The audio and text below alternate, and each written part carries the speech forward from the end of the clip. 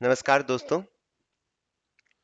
आज की इस वीडियो में मैं आपको बताऊंगा कि गैन एनालिस्ट प्रोफेशनल में डेटा कैसे इंपोर्ट कर सकते हैं सीएसवी फॉर्मेट में। ये सॉफ्टवेयर टू टाइप्स के डेटा लेता है। एक लेता है मेटास्टॉक डेटा फीड। मैं सबसे रिकमेंड करूंगा कि मेटास्टॉक डेटा फीड ले लें, क्योंकि ये बहुत ही सस्ता होता है। Like I think they charge like 3000 for 5 years. इसमें आपको सबका डेटा आ जाएगा end of the day basis का। इसमें इंटरडे डेटा नहीं चलता है। और एक होता है सीएसवी डेटा, जो मेटास्टॉक का डेटा फीड नहीं ले सकते हैं। तो मेटास्टॉक का डेटा फीड लेने के लिए तो आपको बहुत सारे मेटास्टॉक के डेटा प्रोवाइडर है आपके सिटी में। You can negotiate the prices और आपके पास आ जाएगा सारा डेटा, इधर आएगा। सीएसवी का मैं अभी आपको बता देता हूँ, जो मेटास्टॉक का डेटा फीड नहीं ले सकते हैं। उसके लिए आपको क्या करना पड़ेगा, आपको nseIndia.com खोलना है। उसके बाद ये ओल्ड वेबसाइट पे जाइए, तो ये ओल्ड वेबसाइट खुल जाएगी। जैसे हम कोई भी स्टॉक का डेटा लेते हैं, हम रिलायंस का डेटा डाउनलोड करने की कोशिश करते हैं, तो रिलायंस इंडस्ट्रीज लिख दीजिए इधर, और इसमें हिस्टोरिकल डेटा पे पॉइंट आउट कीजिए। इसमें इस वाले बटन पे क्लिक हियर, इस पे करिएगा पॉइंट आउट, तो ये आपको ये आर्काइव खोल जाएगा। और आप डायरेक्ट इस लिंक को बुकमार्क भी कर सकते हैं, मैं डिस्क्रिप्शन में डाल दूंगा।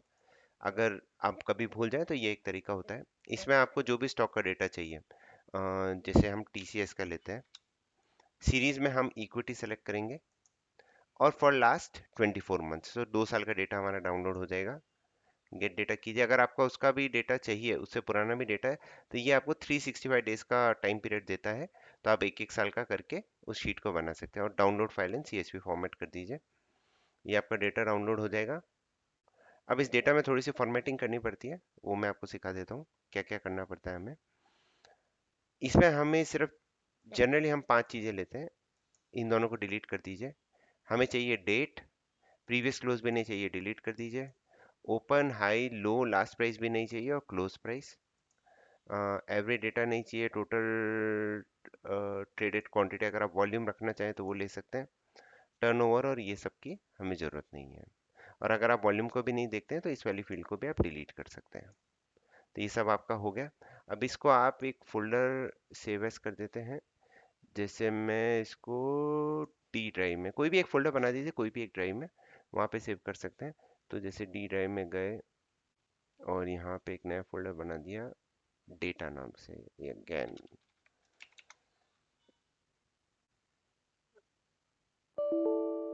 इसी ये बन गया। इसको खोलिए और इसमें टीसीएस नाम से सेव कर दीजिए इसको।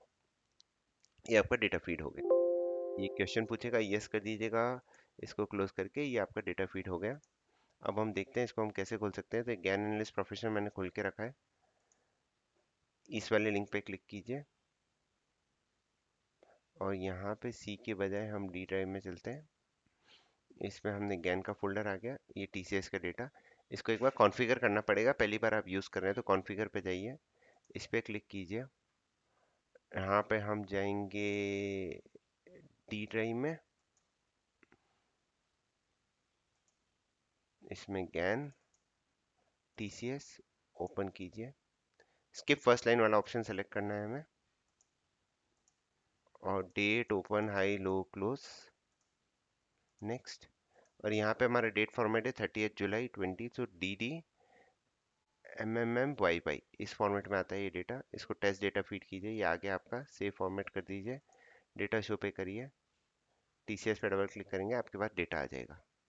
और फिर इसमें आप जो भी करना चाहें, कैसे भी करना चाहें, मतलब जो भी आपको इंस्ट्रूमेंट यूज़ करना है, जो मैंने अपने पुराने बहुत सारे वीडियोस में बताया है, वो आप यूज़ कर सकते हैं। ये तो एक तरीका हुआ। अब ये तो स्टॉक्स का हो गया। इंडेक्स का डेटा लाने के लिए अब हमें क्या करना पड़ता है, यही खोलिए वापस, यहाँ पे गूगल पे टाइप कर दीजिए हिस्टोरिकल इंडेक्स डेटा, और वापस इधर से NSA आर्काइव्स। अब यहाँ पे आपको एक एक साल का डेटा ही अलाउ करता है एक्सचेंज। तो आपको ऐसा, अगर जितने भी साल का डेटा चाहिए उतना आप डेटा लाके डाल सकते हैं। तो ऐसा कर करके हमने बहुत सारा डेटा एक्यूमुलेट करके रखा है, और उसको भी हम उसी फोल्डर में डाल के देख सकते हैं, और हमारे पास ये भी डेटा आ जाएगा। तो अभी अगर मैं निफ्टी का डेटा जैसे मैंने एक्यूमुलेट किया, मैं आपको बताता हूँ कैसे आता है। डी में गए, गैन में वापस गए, ये निफ्टी का डेटा आ गया।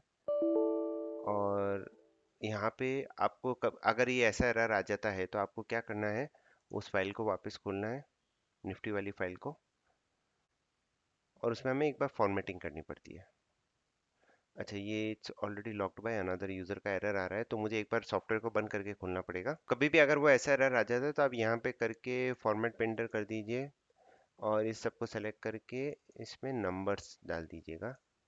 तो ये आपको पूरा सेट हो जाता है। और वापस अगर हम खोलने की कोशिश करेंगे इसको तो वो वापस से आ जाएगा उधर।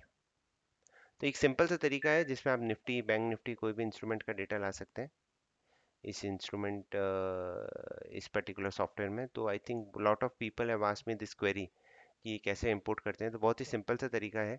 इसके अलावा भी बहुत सारे वीडियोस हैं जो मैंने लिंक भी दे के रखा है, उनका हम यूज़ कर सकते हैं। तो जैसे मेरा एक और फोल्डर बना हुआ है, यहाँ पे हम जनरली सबका डेटा रखते हैं। तो यहाँ निफ्टी, बैंक निफ्टी, हमारे पास सबका डेटा रहता है। तो ये एनएचपीसी का हो गया, निफ्टी का हो गया। तो इस तरह से हमारा ये डेटा आ जाता है।